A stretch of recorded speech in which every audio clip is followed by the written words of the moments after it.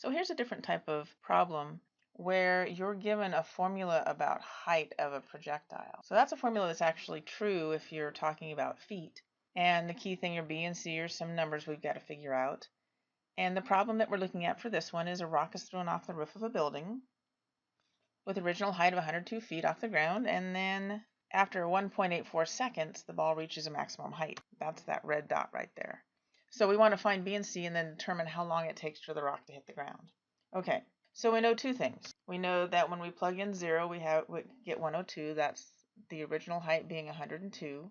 And we know that the maximum happens at negative b over 2a being 1.84 seconds. So we know those two things algebraically. So let's go ahead and attack it. Okay, h of 0 is 102.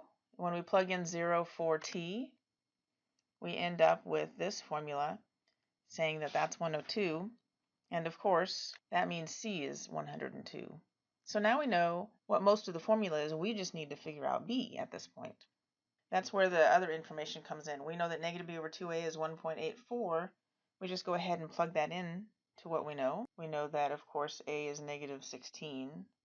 So we plug that in.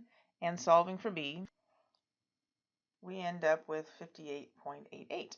So now we know what the equation is for the height of the rock at a given time. So now let's go and answer the question.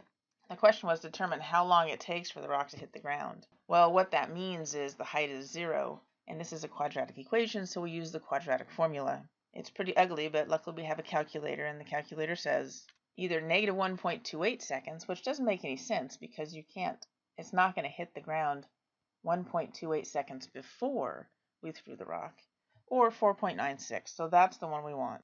So we answer the question, 4.96 seconds for the rock to hit the ground. And we're done with the problem.